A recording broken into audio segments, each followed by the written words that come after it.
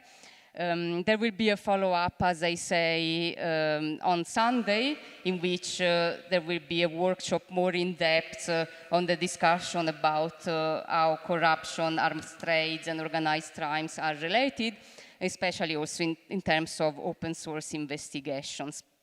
Then other parts related to our communities.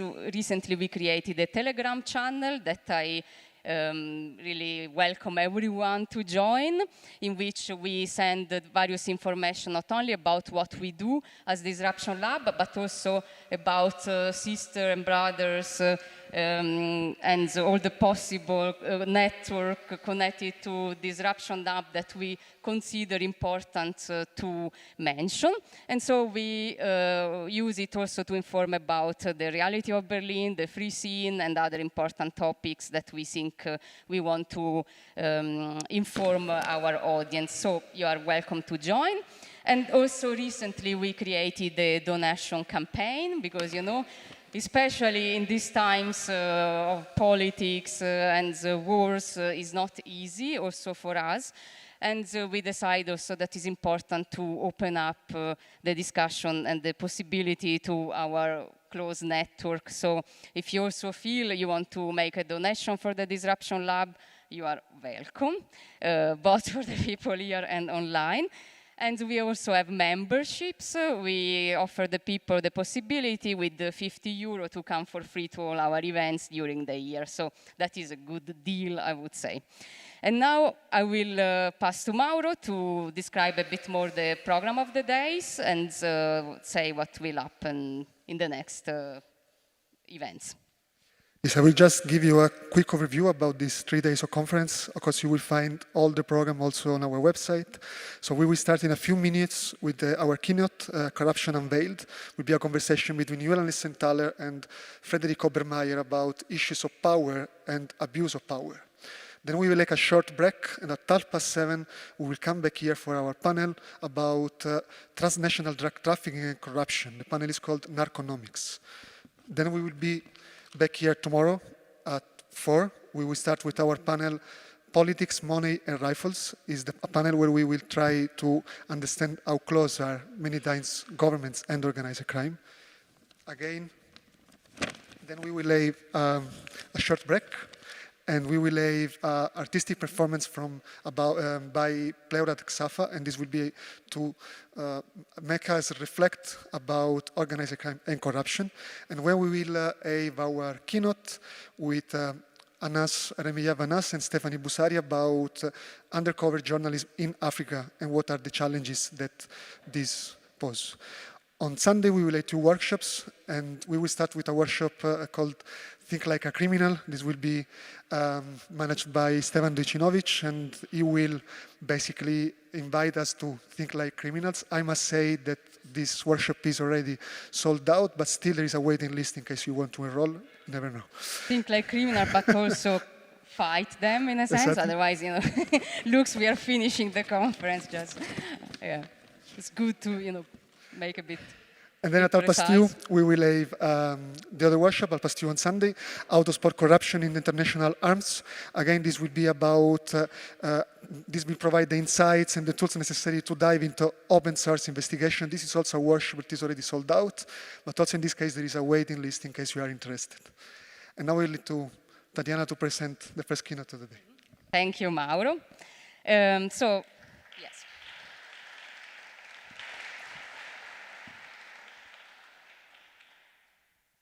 So now I am very happy to welcome on stage Julian Hessenthaler and Frederik Obermaier. Please, you can come here.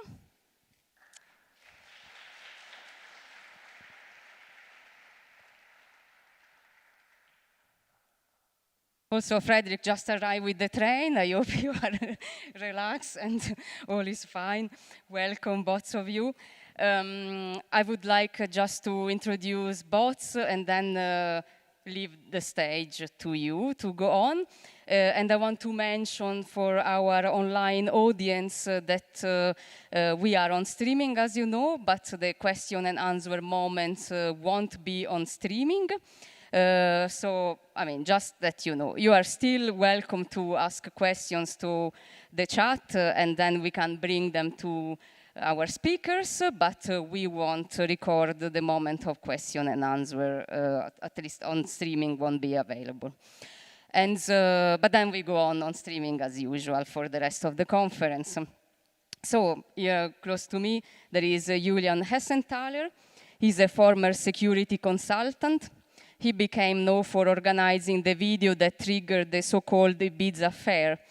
In 2017, he filmed the then FPO leader Strache and his party colleague documented the willingness to engage in corruption. The affair led to breakup of the Australian federal government in May 2019. In 2022, Hessenthaler was sentenced to 3.5 years of imprisonment. The charge faced had nothing to do with the production of the 𝗣𝗁𝗃𝗃𝗃 video, as we will see during the panel. But he was conditionally released in March 2023 after serving 2/3 of his sentence. Instead, Frederik Obermaier is actually the second time he comes at the Disruption Network Club. He was also with us at the event 𝗨𝗃𝗃𝗃𝗃, if you want to check, back in 2019. He's a book author and Pulitzer Prize-winning investigative reporter. Together with Bastian Obermaier, he initiated the Panama Papers, the Bahama Leaks, and the Paradise Paper investigation. He is the co-founder of the Anti-Corruption Data Collective, board member of the Arab Reporter for Investigative Journalism, and author of several books. In April 2022, Obermaier took a new role as investigative journalist for Der Spiegel, a co-founded Paper Trail Media that is a company specializing in international investigative research. So now I leave the stage to you. Thank you very much for being here. Thank you. Thanks a lot, Tatiana. It's really great to be here, and thanks a lot to Deutsche Bahn. I really came on time. Also, I was supposed to arrive 2 hours ago. Yeah, it's a real pleasure for me to be here, back here, especially to sit here with Julian Hessenthaler. But first of all, like to check a little bit about the audience. We are speaking about Austria, so I just wanted to know, are there any Austrians in the audience? Okay. People will raise your hands who have been to Austria already? Have those raising your hands who have seen kangaroos? Okay, great. So that's a good check. So we are on the right panel. I want to start with some remark because for me I'm in a strange situation. I'm sitting here with a source of my colleague Bastian Obermaier and me. Normally I'm not speaking about sources. That's the reason why for several years we did not officially confirm that it was Julian Hessenthaler who is behind the 𝗖𝗄𝘃𝗀𝗃𝗃𝗃 video, and that is him who handed it over to us. We agreed beforehand that this is not valid anymore because it's public knowledge, so I can speak openly here. So this is not normal for a journalist, so that's the few remarks before we are going to start. I can still remember, because we were meeting nearly 5 years ago for the first time, and I can still remember sitting in front of a very nervous Julian Hessenthaler. I didn't know her name at that point in time. That's true, yeah. So actually I think we got to know each other by name shortly before the release. And yeah, we met. I think we were both nervous even. Yes, They were indeed. nervous, I was nervous for different reasons, but yeah. So we met, I managed to show parts of some video files and try to give an explanation how it came about. And then it got complicated for various reasons. I think before we are getting to the complicated stuff, let's start what is in the video. When Julian showed the so-called, what is now known as the 𝗖𝗄𝗏𝗃 video to me, that was basically a video of a finca in Ibiza where you could see Julian, a woman who was supposed or who claimed to be the niece of a very Russian oligarch and who wanted to spend some dark money. And next to them were Heinz-Christian Strache. At that point in time when we watched the video, he was already Vice Chancellor of Austria, and his close aide, 𝗬𝗃𝗀𝗃𝗏𝗃, who was at that point in time vice mayor deputy mayor in Vienna.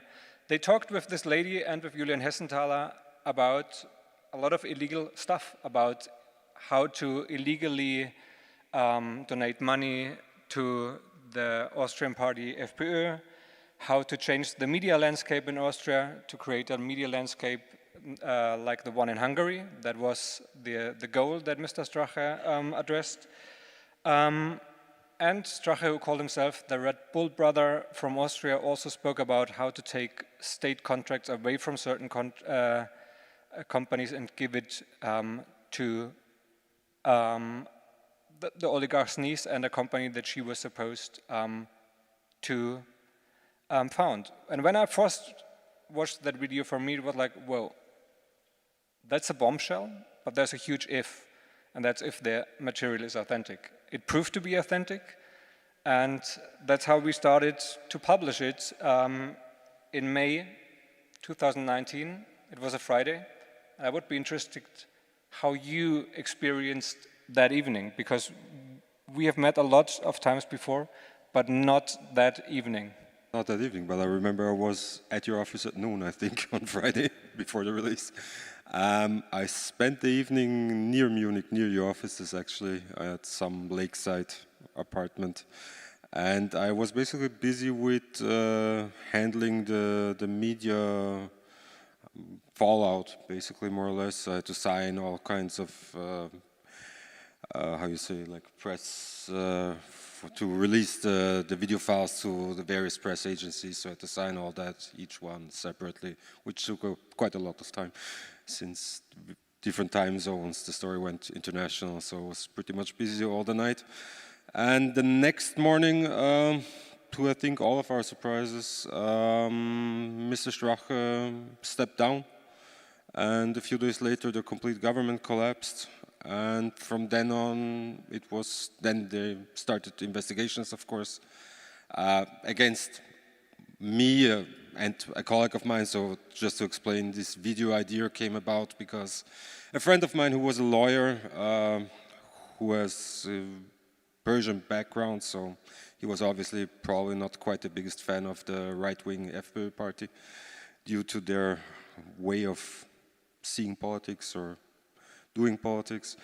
And he had a client, as a lawyer, he had a client who was the bodyguard of Strache and who came and told him all kind of stuff which Strache supposedly did and did not do, which amounted to possible criminal charges. Just his statement alone was not sufficient to kick off a criminal investigation, and that's how the idea of the video came about. And so after the release, after the collapse of the government, like I said before, investigations began. They set up a special police unit for that investigation. This police unit was investigating about corruption, So basically with Mr. Strache and his sidekick as perpetrators, and at the same time against us, the so-called 𝗖𝗃𝗏𝗃 group, or however they called it. And yeah, I think that's how it started to come about. The aftermath started. That's basically you being in a very strange situation. First of all, you're one of the, I guess, few people who can claim that they brought down a government. You're one of the few people who can claim that they ruined a family weekend of mine, because I did not expect them to step back. And I mean, just to like really set the stage here, this was really world news. You're like understating here a little bit. This was in the New York Times, in the Washington Post. All over the world, there was news reports about the secretly taped video, The Trap, and about what Mr. Strache promised to the alleged oligarch. And it was even the Austrian president stepping up, Alexander Van Bellen, like praising the investigation, praising what became public. So one could imagine all that's good ends good, but it didn't turn out to be like that. Mr. Strache and Mr. Gudenus stepped down. It was very clear that investigations need to be launched. I personally expected investigations only against Mr. Gudenus, against Mr. Strache, but pretty soon the investigations turned also against you. Could you explain a little bit what the background was?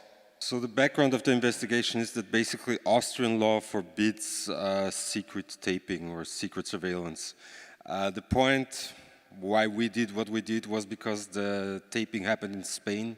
In Spain the law is different. In Spain the law allows secret recordings as long as you're there yourself on the tape. We knew that, given that this colleague of mine was a lawyer, we had checked that before. That's why we didn't exactly choose 𝗖𝗃𝗏𝗃, but we saw it as a possible place for this happening, for this event. And the Austrian police and the Austrian State Prosecutor's Office took the position that since the people involved were Austrians, so the victims, so to speak, were of Austrian citizenship, Austrian laws would apply. That's how they started the investigation against us. That didn't go very far. I was just, maybe for explanatory reasons, I was at that time already for a few years registered in Germany, had a company in Germany. So it was basically, I had an apartment in Austria too, but I was living in Germany mainly. And all my registrations were in Germany. So the Austrian police tried to get support from German law enforcement. They did not. German law enforcement and German Justice Ministry decided that they had no reasons, no grounds to launch criminal proceedings or criminal investigations. And then something strange happened. Going back to the release of the video, on the day that Mr. Strache stepped down, which was him stepping down after 15 years in politics, all his time being party leader, so basically a cut in his life, and probably a day with a lot of stress. He went on television with tears in his eyes and I don't know what. And on the same day, a police officer from this special unit that was created wrote him a message. And he wrote him a message, I hope you can come back, politics misses you. I think we have to jump in here, like emphasizing what really happened. I mean, it's like a police officer who was supposed to investigate the case. That was the so-called 𝗬𝗂𝘁𝗏 tape. He was the one who had to look into the stuff that happened in Ibiza. And what did he do? He wrote a SMS, a short message, to exactly the one politician he was supposed to investigate, telling him, I think, for the Germans here, I'm quoting directly, lieber 𝗧𝗃𝗃𝗏𝗃, ich hoffe auf einen Rücktritt vom Rücktritt. Ich hoffe auf einen Rücktritt vom Rücktritt. Die Politik braucht dich. I hope for you to step back from stepping back. Politics needs you. So that was the law enforcement official who was supposed to investigate this case. The lead investigator of that police unit, yes. And the same lead investigator of said police unit, after they didn't get cooperation from German law enforcement concerning the recordings, brought forth charges of blackmail and drug dealings. These were based at that time on some curious so-called witnesses. Somebody came forward claiming that he knew I was involved in some drug dealing, and they claimed that there was reason to believe that Mr. Strache might have been blackmailed. Mr. Strache denied that. He was asked during the investigations as a witness if he had been blackmailed. He said no. Still, the Austrian criminal police decided that, given his position, it might be plausible for him to be embarrassed of being blackmailed, and that's why the charges were believable, and that's why they would ask for law enforcement cooperation international. They got it, given these accusations. So afterwards, they started investigations in 7 to 8 European Union member countries. Spain, Germany, Latvia, I think, what else? Switzerland, I don't know, quite a few. Lithuania also. And they went quite far with that. So basically they started with the normal investigative measures, I guess. So trying to tap phones, tracking GPS card. That didn't lead to nothing, given that part of my job was at some point over the time cooperating with law enforcement, so I had a certain knowledge of what they were capable of and what the usual steps would be. And given that it was known to me that this police unit had some strange affiliations, let's call it that, like that, I was rather skeptic about their honest investigative approach. And so then they went further. Then they started to issue EEAs, as they're called in German. I actually don't know what the English translation would be. But it's a European Investigative Order, which is a new instrument within the European Union state member countries, which allows a European Union state country to issue an investigative order, and the other receiving country will fulfill that order without a judge checking if that's lawful or not. So basically, if a judge in Austria says, let's do that, a German police unit will fulfill that request without a German judge or a German justice looking into that. So that's what they did. They found an Austrian investigative judge who signed off on an order to basically go after cell towers in Berlin and Munich. So they didn't have a phone number, they didn't have a phone to tap, they didn't have a phone to track. They had some idea where I might be moving, given my lawyer's offices, given positions a car I was using had been registered at. And so they decided to go after the cell towers. Cell tower is basically where your phone logs into, wherever, usually it's 3 of them. So if you're anywhere in the city, it doesn't matter actually, anywhere in the country, and you have cell connection, mobile phone connection, you will be logged into a cell tower. And if you basically go after cell towers as an investigative measure, then what you're doing is you're grabbing every phone that goes over that cell tower. So data from every client registered on that cell tower will be grabbed. And they did that taking approximately 130,000 clients, about 100,000 in Berlin, in the area of Görlitzer Straße and Horstmarkt, and another 30,000 near the train station in Munich. All that didn't lead to nothing. All that, again, turned out afterwards to have been illegal, but it already happened. And that's the way the investigations went. So they were basically pushing the borders, if not breaking them. And all that still didn't lead to nothing for them, which led up to some further curious happenings. Maybe you can...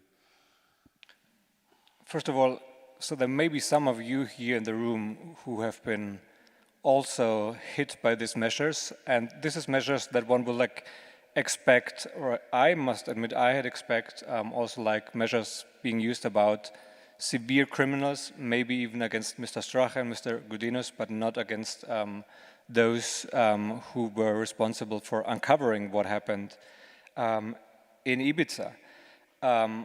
Also, this all happened at a time which is, I think, tells you a little bit about the different standards at a time when the Supreme Court in Austria came to the conclusion that everything that happened in Ibiza was of extreme importance for a debate in the highest public interest. So we saw law enforcement in Austria going a huge extent to try to find Mr. Hessenthaler, and at the same time, there was also investigations against Mr. Strache and Mr. 𝗬𝗠𝗠𝗠. There was a parliamentarian inquiry commission put in place, but there were strange things happening where it was like full speed against Julian Hessenthaler. It was very slow speed against Mr. Strache and Mr. 𝗬𝗠𝗠𝗠, and there was very strange things happening. For example, there was hard drives being shredded, hard drives of from the offices of the Austrian Chancellery.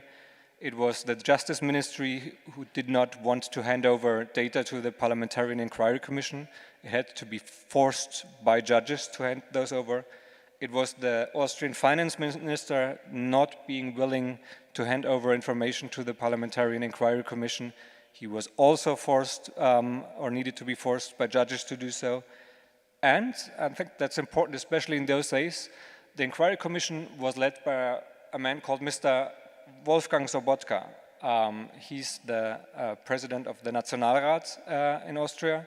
So in the hierarchy of the Austrian state, he's the second highest position after the Austrian president. And he was member of the 𝗬𝗁𝗵𝗏, that's the party of the then Chancellor Sebastian Kurz. So they did a lot on paper to investigate the case. They then came to the conclusion that what Mr. Strache offered in Ibiza is was according to Austrian law not punishable because he was not yet Vice-Chancellor. He promised something that he would do when becoming Vice-Chancellor, but that was, according to Austrian law, not a crime. It is now, thanks to Julian Hessenthaler, because they changed the law. I think it came into action, this new law, I think 10 days ago, so quite recently. So that's some impact. But still, they went after Julian Hessenthaler, not for making the video, at least officially not, but for drugs. And there was also strange things happening in that court yard in 𝗧𝗿𝗃𝗏𝗏𝗀. I think we are stepping a little bit fast forward. Julian Hessenthaler was arrested. He was arrested here in Berlin and then extradited to Austria and had to face trial. Yeah, so that's jumping quite a bit forward. So it took about 1.5 years until I was arrested on an Interpol warrant here in Berlin, extradited to Austria, even though we tried to fight that through the German courts. They were not really willing to look into that too much, given that it was pretty politically loaded. And so I got extradited, facing trial for drug charges. The drug charges were based on 2 witnesses claiming that I had sold them drugs. Both of them were confidential informants for the same police unit that was in charge of investigating the recordings for Ibiza. There were no drugs ever found. They opened bank accounts, they seized servers, they did pretty much everything you can do. There was no proof found for drugs.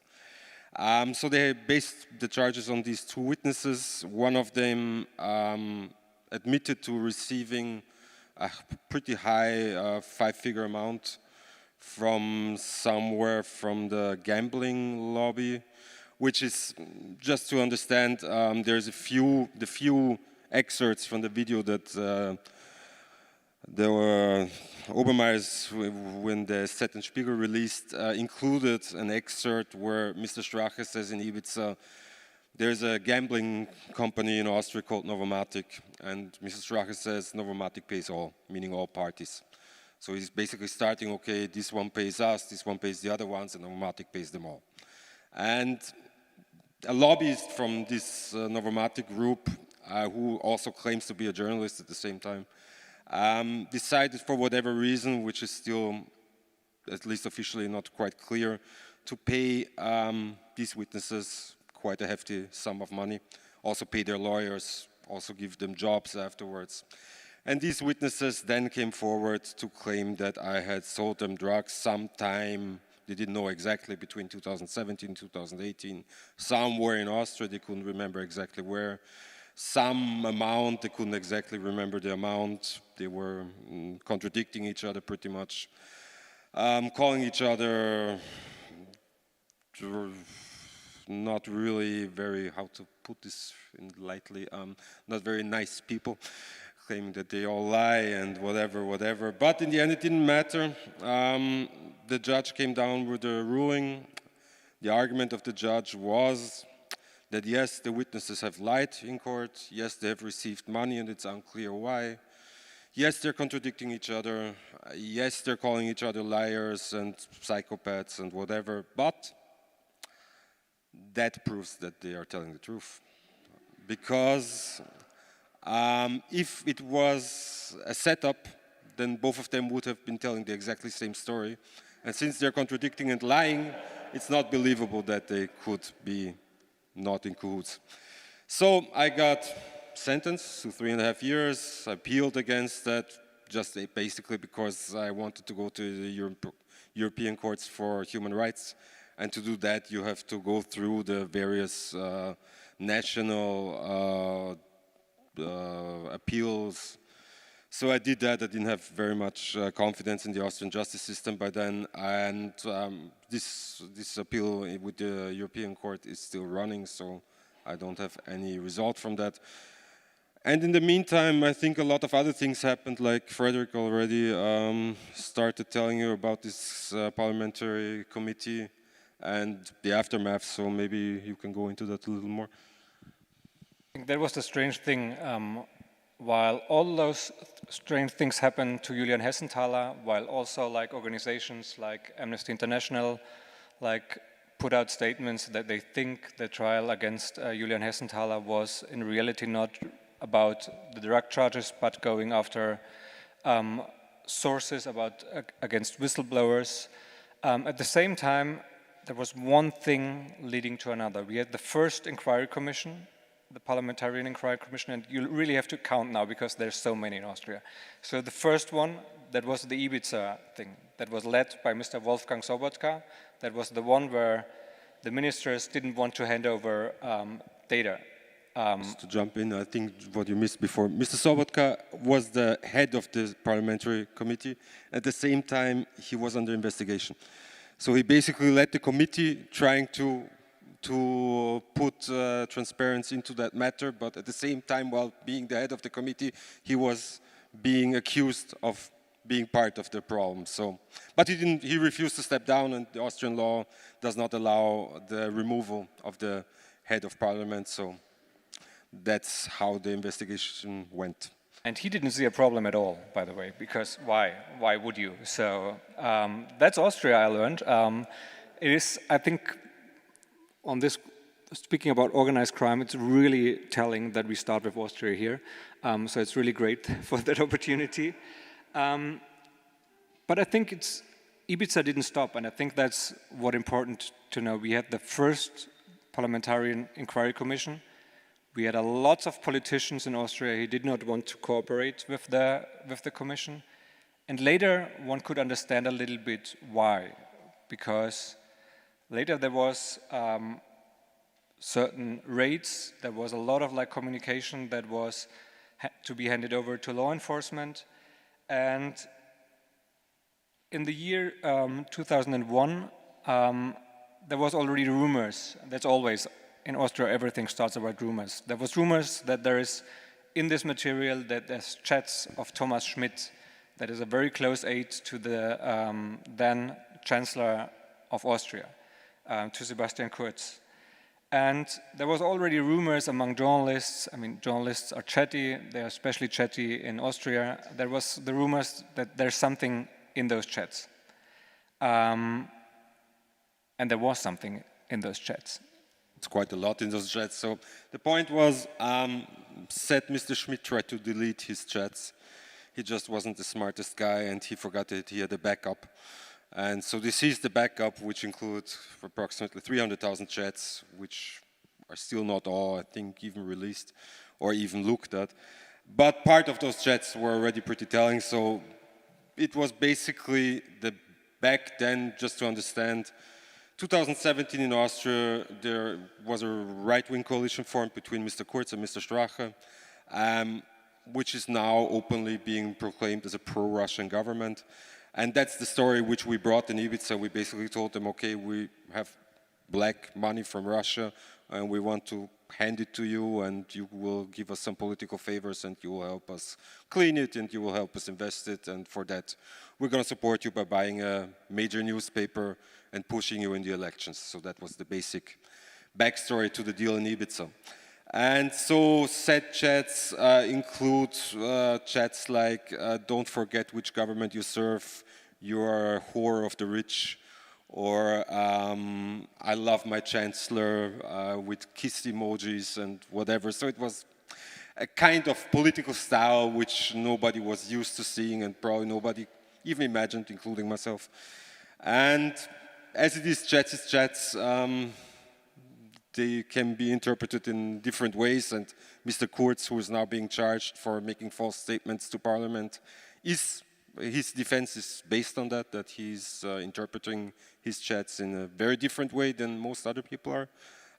It stands to be seen how it will end. And there is a second investigation ongoing, which is probably the much heavier accusation at the moment, that Mr. Schmidt, who was in control of he was not a minister, but he was under the minister, but under the last 4 finance ministers. And so he was basically, the story goes that in reality, he was running the finance ministry, and the minister was just basically a face to represent the ministry, but really things were happening on his behalf. And so the accusation against Mr. Kurz, the other one is that said Mr. Schmidt used money from the finance ministry to order polls in a certain boulevard paper in Austria, quite major one. And in turn, they got as a kickback, they got inserate, advertisement, so state advertising in return. So basically what they did, the finance ministry financed Mr. Kurz's polls, because back then he was not chancellor, he was still trying to become chancellor, so usually the finance ministry should not really be paying for his polls. And in return, the newspaper got advertisements, state advertisements, contracts from the finance ministry again. So basically on both sides the taxpayers paid for Mr. Kurz's becoming, or not maybe becoming chancellor, but on his way to getting there. So that's the accusation that's leveled against him now, and from there it goes on to, at least I think by now it's like 35 high-ranking officials and former officials and supporters, donors of these parties. Basically, as a bycatch of the 𝗖𝗏𝗏𝗃 affair, the public learned that the Austrian chancellor, on his way to become chancellor, one of the youngest chancellors, by the way, in Europe, falsified or allegedly falsified polls, placed them in very influential yellow press newspapers, and paid those newspapers with state ads to run those polls and bringing him to power.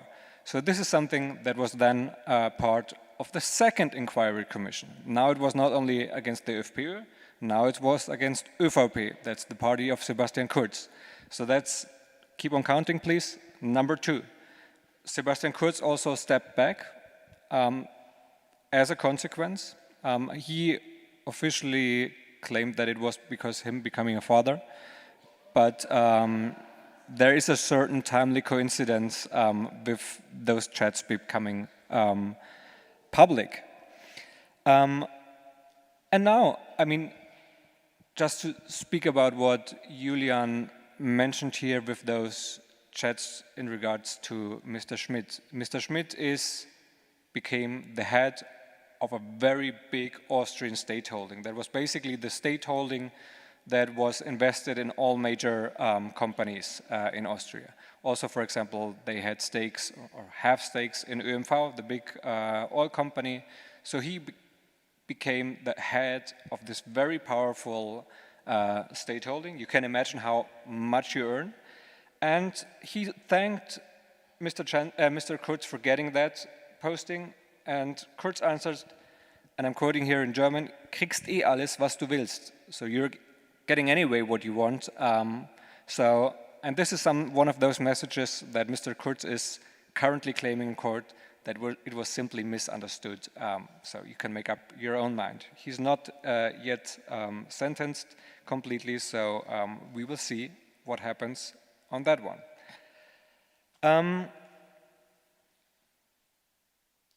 During that point in time, you were already in court, I was already in prison. In court and in prison, so I was arrested in December 2020. Mr. Kurz stepped back, I think it was the start of the year of 21. My trial went on for 7 months, which again is quite unusual for a simple drug case, but whatever. And then I was basically going into appeal, so I was in investigative custody all along, so I was in jail 28 months, all spent in investigative custody, because I was basically either waiting for trial or waiting for appeal. And in that time, a good part of these things that Frederik mentioned happened.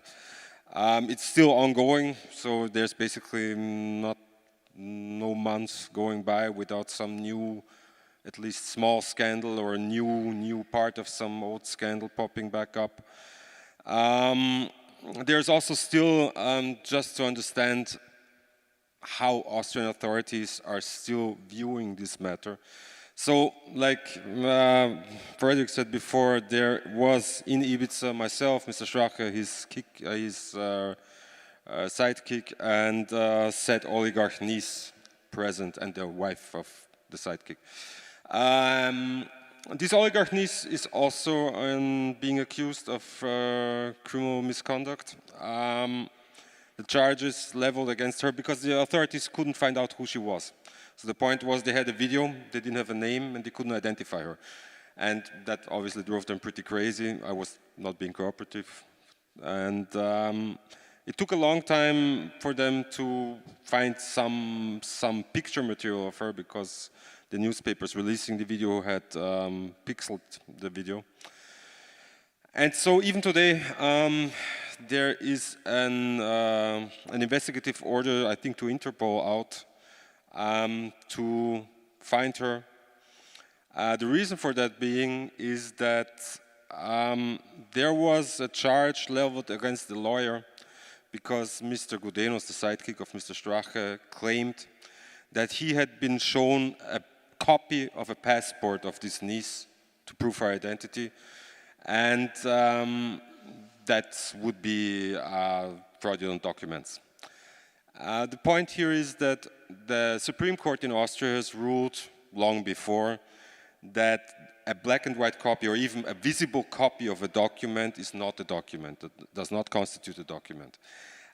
So the charge as such was always pretty dubious, but in any case nobody claimed that this oligarch was present when this supposed document or not document was shown. The charges against her are based on that. So the police in Austria are still to this day saying, okay, her picture supposedly was on the document, and if her picture was on the document, then she's possibly part of a fraudulent document, which is somehow still arguable. Where it stops to be very rational and very logical or even arguable is that in, I believe, start of this year, the charges against the lawyer were dropped, with the argument, the legal argument being made that there was a Supreme Court decision, rightly so, that states that a copy of a document is not considered to be a document, thereby it cannot be a fake document. the charges against her were not dropped for the same affair, for the same matter, which is hard to explain in my eyes, and I've seen quite a few investigations in my life, but I have yet to find somebody who can explain me how that is possible. But, however, there is still to this day, as far as I know, investigative order to Interpol out to get a hold of her and to question her based on these charges. So it seems even to this day that the Austrian authorities are not measuring by the same how you say, metrics in these cases, but however. What is your personal takeaway from what happened? You have been investigated, you have been indicted, you have been sentenced, you have served prison. The alleged oligarch's niece is searched by the Austrian authorities. Your friend, the lawyer, also had a lot of troubles, also like with the lawyers' chamber in Austria. Mr. Strache had to step down, but he's walking free. Mr. Strache has been accused in, I think, almost 11 criminal proceedings. Of those criminal proceedings, I think almost all but 2 have been closed. He has been indicted, but in appeal he won his appeal. So he's to this day a free man. Everybody is a free man. Nobody has seen jail from all these people who have been under investigation, been accused, whatever. Some have been sentenced to relatively light minor sentences for, I don't know what, bribery or something in that direction. None of the major players have been. Mr. Strache, Mr. Kurz, and everybody else continue to travel the world freely. That's how the Austrian rule of law works. And what I've learned is that, on one hand, I'm coming out of a corner where I understand how law enforcement agencies work, I understand how investigations work, I understand the framework of those and where it's sometimes being pushed and where it's sometimes being bent and whatever. But I did myself not expect that it would be possible in such a public case to bend and push this far.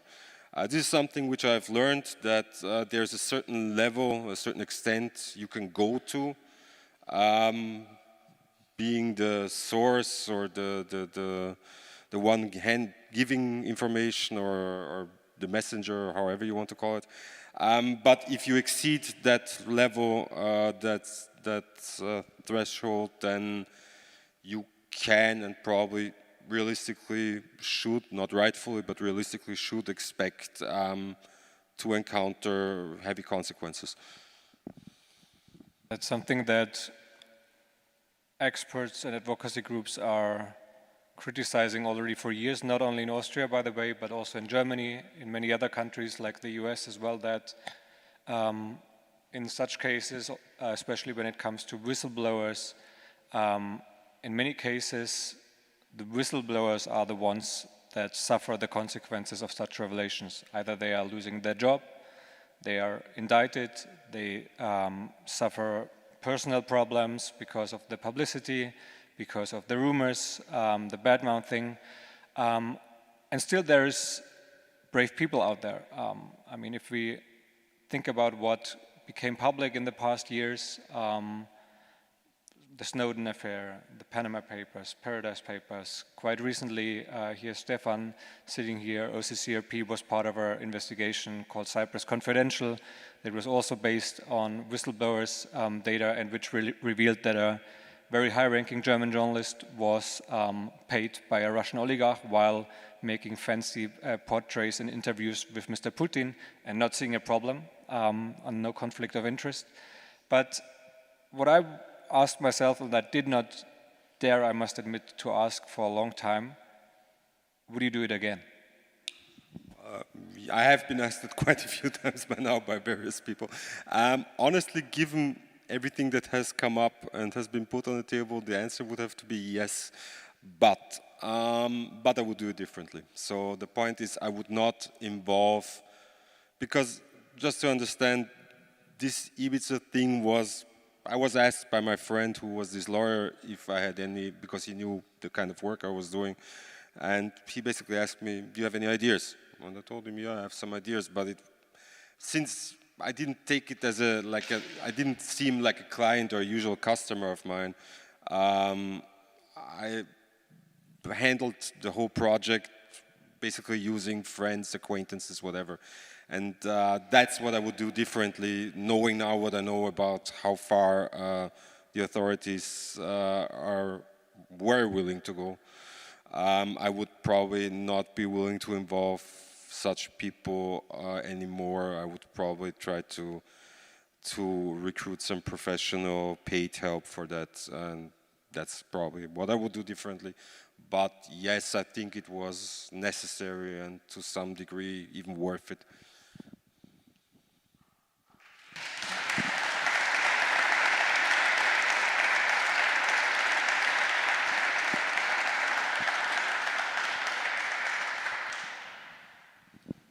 There's one thing I'm not sure everyone knows. You ended up with journalists handing the video over to journalists, but this was not your first choice. You tried something else beforehand. Journalists handing it over to journalists? No, you handed the video over to journalists, but beforehand you also tried a very official way. No, that was not me. That was the lawyer.